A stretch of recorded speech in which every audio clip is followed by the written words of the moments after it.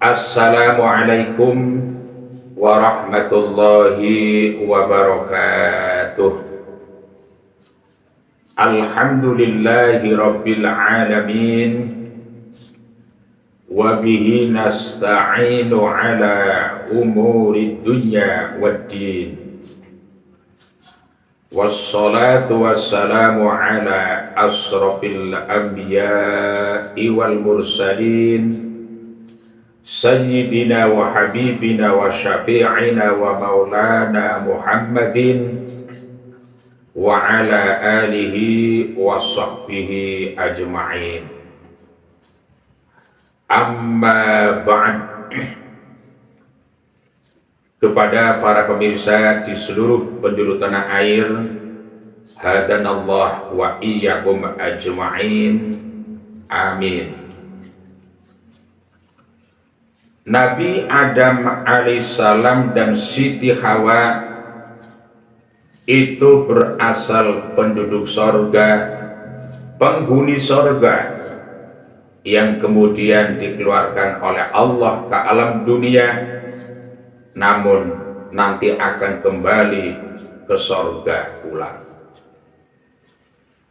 Begitu pula semua umat baginda Nabi kita Muhammad sallallahu alaihi wasallam juga akan masuk surga.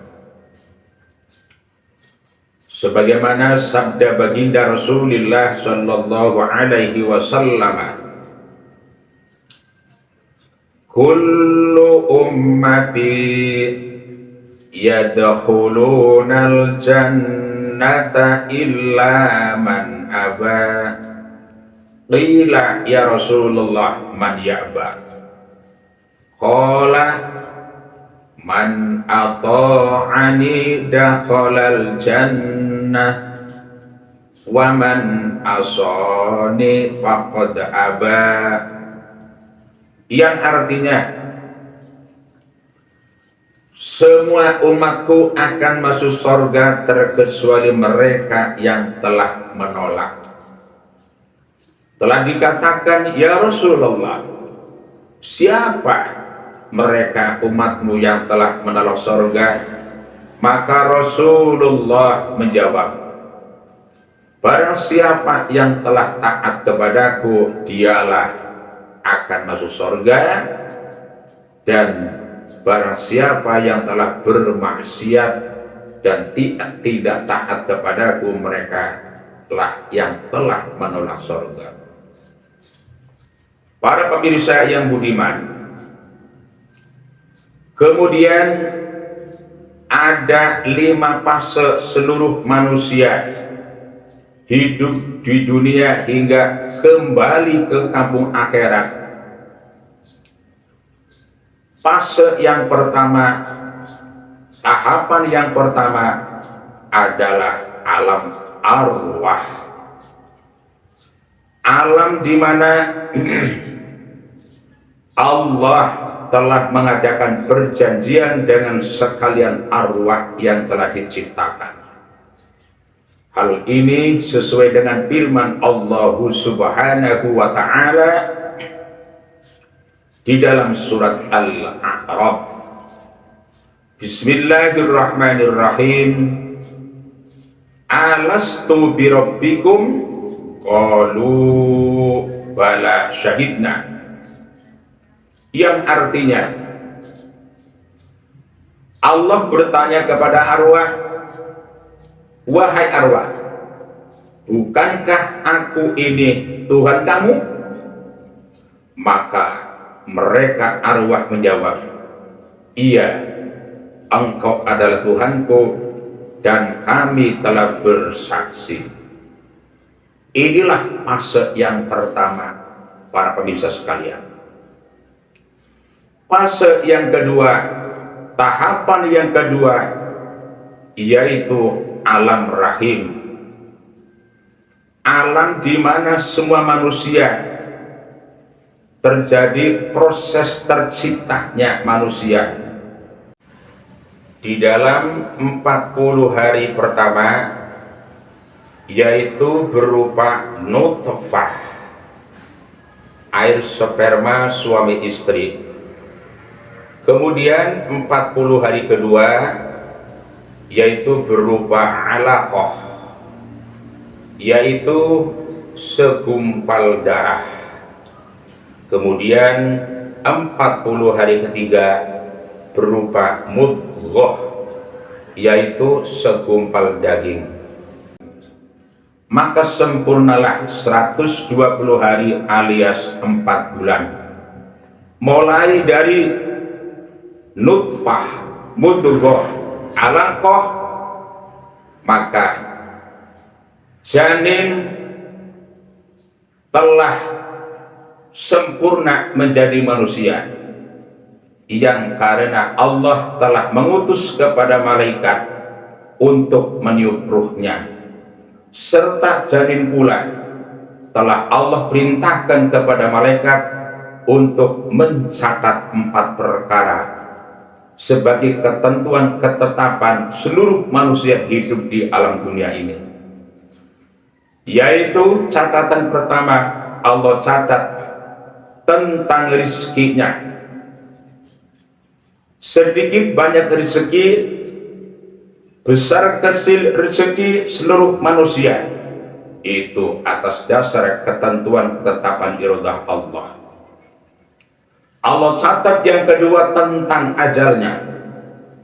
Maka barang siapa di antara manusia di dunia mempunyai umur pendek atau panjang, itu adalah merupakan ketentuan ketetapan atas dasar iradah Allah Subhanahu wa Ta'ala.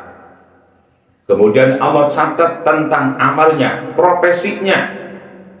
Ketika kita hidup di dunia, mempunyai amal, mempunyai profesi, sama juga yang sedang berprofesi sebagai petani, pedagang, nelayan, pengusaha, menjadi rakyat, menjadi pejabat, itu semuanya adalah ketentuan ketetapan atas dasar iradah Allah Subhanahu wa Ta'ala.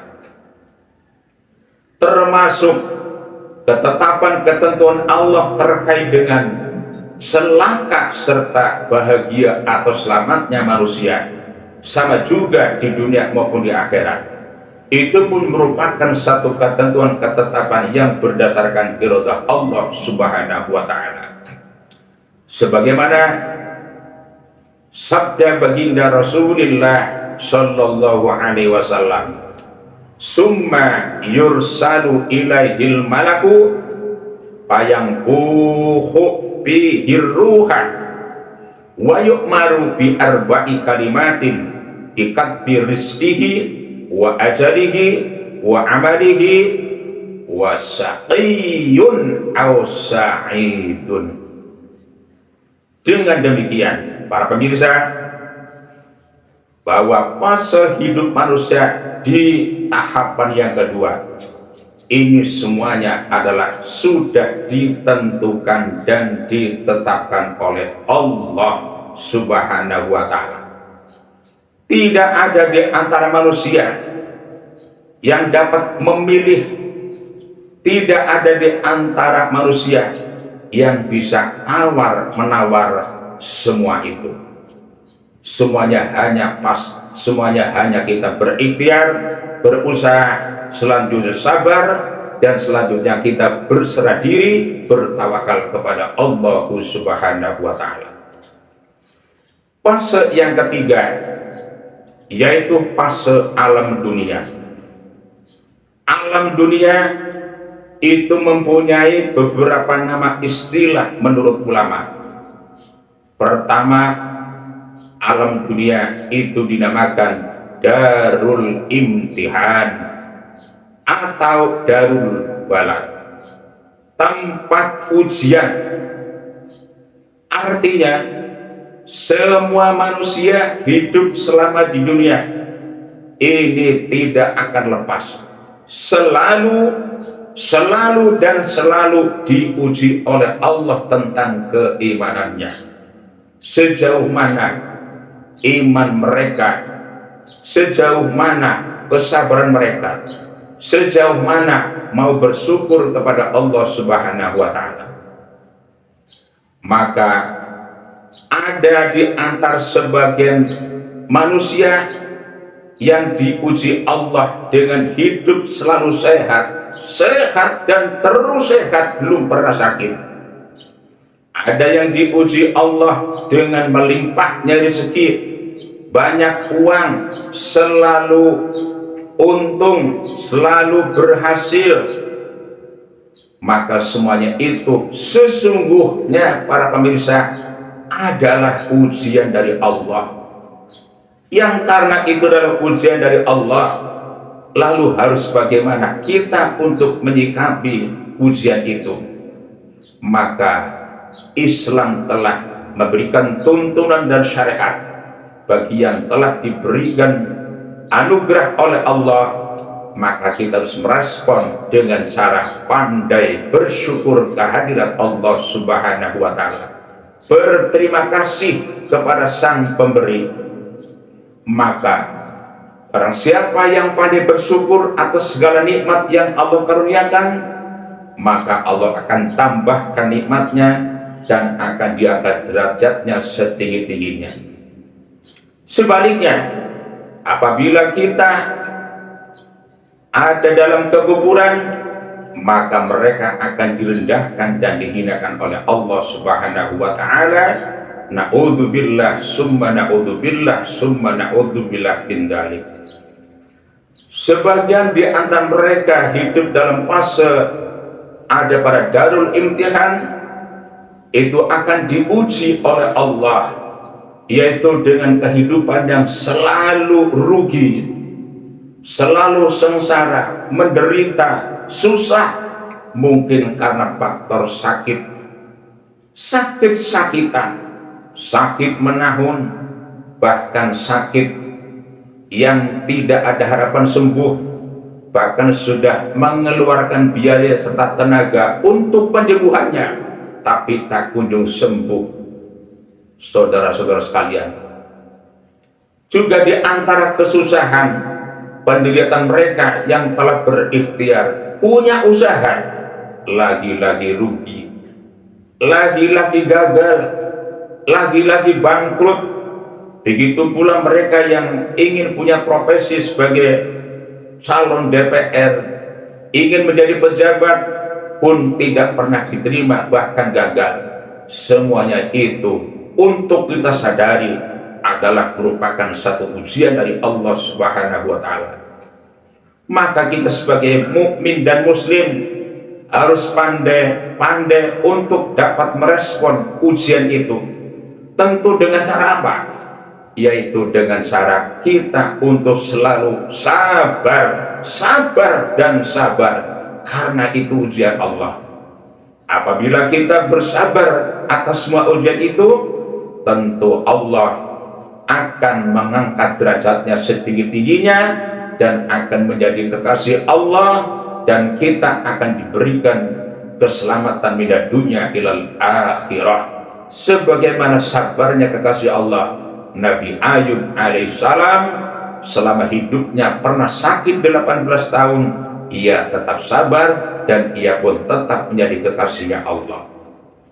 Para pemirsa yang budiman, Allah akan memberikan ujian kepada sekalian hambanya dengan cara beragam, berbeda.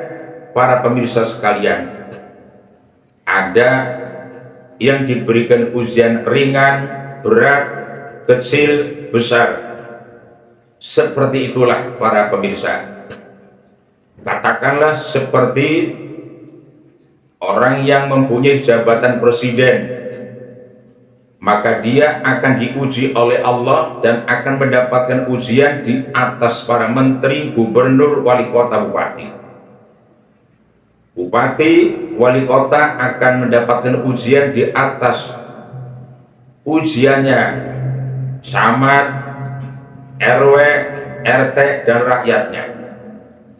Kemudian direktur akan mendapatkan ujian di atas ujiannya para stafnya, para pegawainya, karyawannya, termasuk manajernya. Kemudian siapa di antara manusia yang mempunyai iman kuat dan kokoh serta memiliki ilmu agama tingkat tinggi, itu pun akan diuji serta mendapatkan ujian lebih tinggi daripada yang lainnya. Namun semua ujian yang penyaji sampaikan, tidak ada satupun mereka dapat ujian melebihi dari beratnya ujiannya para nabi. Hal ini sesuai dengan sabda baginda Rasulullah sallallahu alaihi wasallam. Bismillahirrahmanirrahim. Sahabat bertanya kepada Rasulullah, "Ya Rasulullah, ayyun nasi asyaddul bala?" Qala al-anbiya'u summal amsalu fal amsal. Yang artinya, sahabat bertanya kepada baginda Rasulullah sallallahu alaihi wasallam, "Ya Rasulullah, siapakah di antara manusia yang mempunyai ujian dari Allah paling berat di antara semua hamba Allah?" Maka Rasulullah menjawab, orang yang mempunyai ujian paling berat dan diuji oleh Allah itu ialah, wahai para sahabat, yaitu para nabi. Kemudian siapa lagi ya Rasulullah? Kemudian ialah mereka di antara siapa hamba-hamba Allah yang di dalam hidupnya mempunyai perjuangan sejalan dengan perjuangannya Rasulullah, yakni para sahabat. Kemudian siapa lagi ya Rasulullah? Kemudian siapa di antara mereka yang ketika hidupnya mempunyai perjuangan agama sejalan dengan Rasulullah, yakni para tabi'in, kemudian para tabi'in, kemudian ulama salaf, kemudian ulama mutaakhirin, kemudian para ulama yang saat ini masih hidup dalam rangka mereka berjuang sejalan dengan perjuangan Rasulullah, yaitu dalam rangka mendakwahkan kalimat tauhid, dalam rangka amar ma'ruf nahi mungkar, dalam rangka menjaga Allah Subhanahu wa ta'ala. Seperti itulah para pemirsa sekalian, tentang tingkatan beratnya ujian Rasul sabdakan dalam satu hadisnya. Dengan demikian, tidak ada di antara hamba-hamba Allah, sama juga mereka yang telah mempunyai jabatan mentereng, mereka yang telah mempunyai kedudukan mentereng, mulai dari bupati, wali kota, gubernur, DPR, menteri, presiden, direktur, manajer, konglomerat, tidak ada mereka yang mempunyai ujian beratnya di atas ujiannya Rasulullah, di atas ujiannya para nabi, itu tidak ada. Jadi beratnya ujian itu terletak ada pada bagaimana mereka di antara hamba Allah, apakah dalam rangka untuk mendakwahkan kalimat tauhid, dalam rangka untuk mendakwahkan kebenaran, dalam rangka amar nahi mungkar. Itulah titik letak berat ujian adanya di sana. Terlebih dari itu, mengapa para nabi, para sahabat, tabi'in, tabi'at, para ulama yang mempunyai pondok-pondok pesantren, yang menjaga madrasah dan sebagainya, itu ujiannya di atas para pejabat, para pemimpin, para direktur, para pengusaha. Bisa kita bayangkan para pemirsa sekalian, mereka yang menjadi pejabat dan punya kedudukan DPR, yang punya pengusaha, tentu ketika mereka diuji oleh Allah dan mendapatkan ujian, bersama dengan itu tetap mereka masih punya gaji, digaji oleh pemerintah, mulai dari per bulannya diberikan uang yang 50 juta, 30 juta, 20 juta, 10 juta, kemudian ada uang tip, kemudian ada uang saku, dan lain sebagainya, termasuk ada uang kesehatan. Pertanyaannya, apakah ada di antara pejuang-pejuang Allah, para mujahid, mulai dari para nabi dan para sahabat, para tabi'in, para ulama, termasuk ulama-ulama sekarang yang punya kriteria ulama akhirat, yaitu ulama yang telah mengamalkan ilmunya, tidak ada yang gaji para pemirsa sekalian. Sementara mereka ketika mencari bekal dalam rangka untuk perjuangan, tidak lain tidak bukan bekal dari kantongnya sendiri, yang kemudian ketika ada di antara para pejuang Allah, mereka diberikan rezeki yang melimpah. Itu bukan dasar upah, bayar atau gaji, melainkan mereka karena dekat kepada Allah, sering bertakarub kepada Allah, sehingga mereka lebih banyak untuk mendapatkan rizki min haitsu la yahtasib. Lebih dari itu, mengapa ujiannya para nabi dan semisalnya para nabi itu di atasnya ujian orang-orang lain? Kita bisa bayangkan, para pemirsa sekalian, para nabi dan para ulama mendapatkan ujian di atasnya orang lain. Sudah memang mereka bekerja keras, berjuang mati-matian, bukannya di antara masyarakat sekitarnya, bukannya di antara umat yang ada di dalamnya, mereka mendukung, menjadi pembela, pendukung setia. Tapi apakah dinamika yang terjadi dalam perjalanan perjuangan, yang terjadi di dalam dakwahnya para nabi, justru dihalang-halangi, justru banyak yang memusuhi, justru banyak yang memfitnah, banyak yang merendahkan, yang mengolok-olok? Sudah dibayar enggak, digaji enggak, dihalang-halangi perjuangannya, dimusuhi perjuangannya, hingga puncaknya di antara para nabi, bahkan para sahabat hingga sekarang, lebih mereka kadang-kadang terancam akan dibunuh. Bayangkan dari dinamika para nabi dan para ulama, mengapa mendapatkan ujian di atas ujian presiden, menteri, DPR, bupati, wali kota, gubernur? Itulah faktornya dan itulah alasannya. Dengan demikian dapat kita simpulkan, para pemirsa, masuk kepada wilayah aspek kayak apa dan bagaimana untuk membangun peradaban, kayak apa dan bagaimana agar Islam ini tetap berkembang, maju sebagaimana yang kita harapkan. Padahal para nabi sampai dengan para ulama, itulah di antara sosok-sosok yang telah mempertahankan, yang telah menjaga Islam. Maka bagian di antara kita untuk mempunyai respon untuk memposisikan diri, yaitu menjadi umat yang setia dengan mereka. Bagian di antara dengan cara apa? Kita untuk bisa merespon pertama dengan cara memuliakan mereka, sebagaimana sabda baginda Rasulullah sallallahu alaihi wasallam, akrimul ulama'a fa innahum kuramaul mukramuna.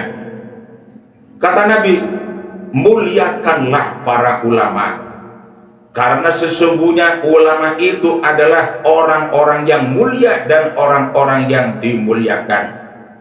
Jangan justru mereka malah difitnah, dimusuhi, dihalang-halangi perjuangannya, difitnah, direndahkan, disepelekan, direndahkan. Mau jadi apa ini Islam yang ada di sekitar kita? Para pemirsa yang budiman, dengan demikian semoga dan mudah-mudahan dalam rangka kita hidup untuk menghadapi ujian sebagaimana penyaji sampaikan, semoga kita oleh Allah untuk diberikan kekuatan lahir dan batin, dan tetap untuk usaha dengan maksiat terus berjuang sampai akhir hayat kita. Semoga oleh Allah kita diberikan kesabaran, kekuatan lahir batin, umur panjang dalam taat kepada Allah Subhanahu wa taala. Amin ya Allah ya rabbal alamin.